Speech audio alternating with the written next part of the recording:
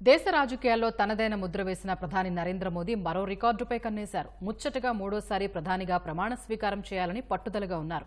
తద్వారా 3 సార్లు ప్రధానిగా పనిచేసిన మాజీ ప్రధానమంత్రులు జవహర్లాల్ నెహ్రూ, ఇందిరాగాంధీ, అటల్ బిహారీ వాజ్పేయిల సరసన చేరాలని ఉవ్విళ్లూరుతున్నారు.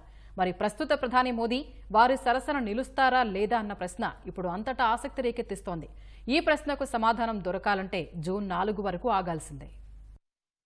దేశ రాజకీయ చరిత్రలో తనకంటూ కొన్ని పేజీలు లిఖించుకున్న ప్రధాని నరేంద్ర మోదీ మూడోసారి ముచ్చటగా ప్రధాని అవ్వాలని భావిస్తున్నారు. ఇదివరకు మాజీ ప్రధానమంత్రులు జవహర్లాల్ నెహ్రూ, ఇందిరాగాంధీ, అటల్ బిహారీ వాజ్పేయి మాత్రమే కనీసం 3 సార్లు ప్రధానిగా ప్రమాణం చేశారు. ఈ ఎన్నికల్లో హ్యాట్రిక్ కొట్టి మూడోసారి ప్రధానిగా ప్రమాణ స్వీకారం చేయాలని నరేంద్ర మోదీ పట్టుదలగా ఉన్నారు. తద్వారా మాజీ ప్రధానులు జవహర్లాల్ నెహ్రూ, ఇందిరాగాంధీ, అటల్ బిహారీ వాజ్పేయిల సరసన చేరాలని ఉవ్విళ్లూరుతున్నారు.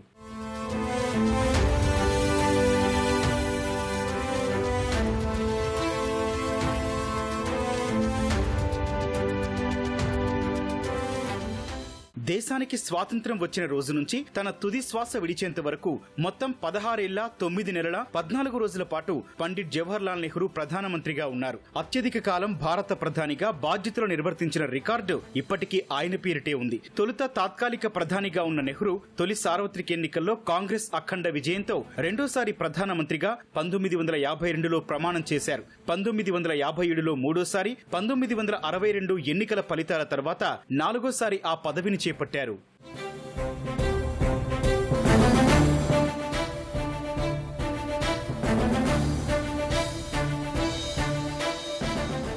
ఇందిరాగాంధీ 1966లో మొదటిసారి ప్రధానిగా ప్రమాణం చేశారు. 1967లో జరిగిన 4వ లోక్సభ ఎన్నికల్లో మరోసారి కాంగ్రెస్ విజయం సాధించడంతో ఆమె రెండోసారి, 1971 సార్వత్రిక సమరంలో అద్భుత విజయంతో మూడోసారి ఆ పదవిని చేపట్టారు. 1975లో దేశంలో అత్యయిక స్థితి విధించిన తర్వాత 1977లో జరిగిన ఎన్నికల్లో హస్తం పార్టీ కుదేలైంది. ఇందిరా ప్రధాని పదవిని కోల్పోయారు. అయితే మొరార్జీ దేశాయ్, చరణ్ సింగ్ ప్రభుత్వాలు 3 ఏళ్లకే కోలడంతో 1980 నాటి మధ్యంతర ఎన్నికల్లో కాంగ్రెస్ మళ్లీ విజయం సాధించింది. దీంతో ఇందిర 4గోసారి ప్రధాని పీఠమెక్కారు. ఆమె మొత్తంగా 15 ఏళ్ల 11 నెలల 17 రోజుల పాటు ప్రధానమంత్రిగా పనిచేశారు. తండ్రి నెహ్రూ, కుమార్తె ఇందిరాగాంధీలు కలిసి దేశాన్ని మొత్తంగా 32 ఏళ్ల పాటు పాలించడం గమనార్హం.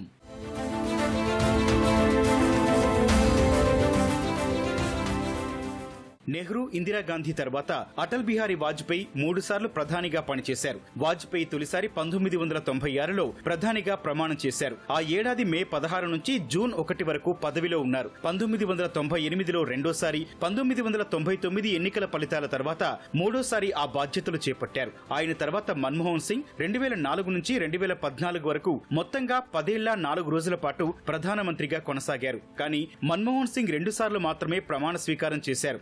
ప్రస్తుత ప్రధాని మోదీ కూడా 2 సార్లు ప్రమాణం చేశారు. వచ్చే నెల 4న ఎన్నికల ఫలితాలు వెలువడే నాటికి మోదీ 10 ఏళ్ల 10 రోజులు అధికారంలో ఉన్నట్లవుతుంది. కాబట్టి నెహ్రూ, ఇందిరల తర్వాత అత్యధిక రోజులు ప్రధానిగా కొనసాగిన మన్మోహన్ రికార్డును ఆయన చెరిపేస్తారు. ప్రస్తుత ఎన్నికల్లో భాజపా ఆశించిన ఫలితాలు వస్తే మూడోసారి ప్రధానిగా బాధ్యతలు చేపట్టి నెహ్రూ, ఇందిరా, వాజ్పేయిల సరసన నిలుస్తారు.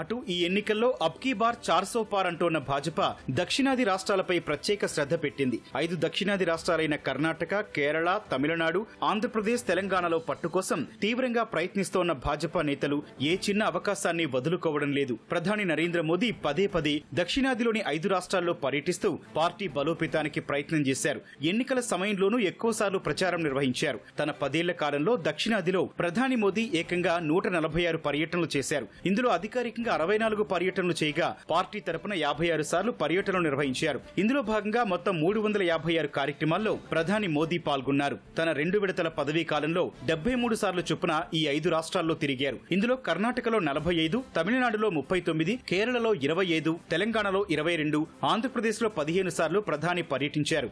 గత 3 ఏళ్ల కాలంలో దక్షిణాది రాష్ట్రాల్లో మోదీ 59 పర్యటనలు జరిపారని ప్రధాని కార్యాలయం రికార్డులు చెబుతున్నాయి. తన తొలి విడత పదవీ కాలంలో దేశవ్యాప్త పర్యటనలో 14% ఉన్న దక్షిణాది రాష్ట్రాల పర్యటన రెండో విడత పదవీ కాలంలో 18% పెరిగాయి.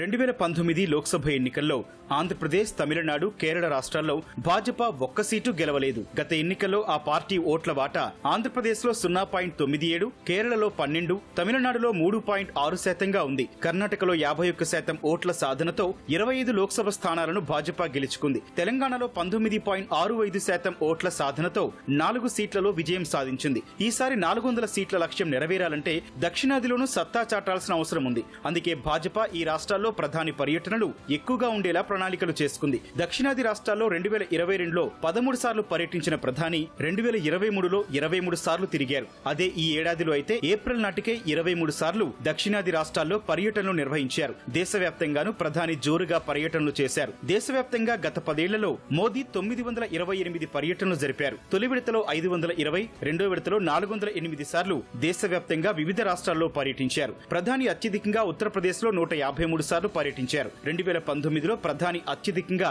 ఒక ఏడాదిలో 185 పర్యటనలు జరిపారు. కోవిడ్ కారణంగా 2020లో కేవలం 23 పర్యటనలకే పరిమితమయ్యారు. ఈ మొత్తం పర్యటనలు 696 రోజుల్లో ప్రధాని జరిపారు. ఒకే రోజు పలు రాష్ట్రాల్లో పర్యటించిన సందర్భాలు కూడా ఉన్నాయి.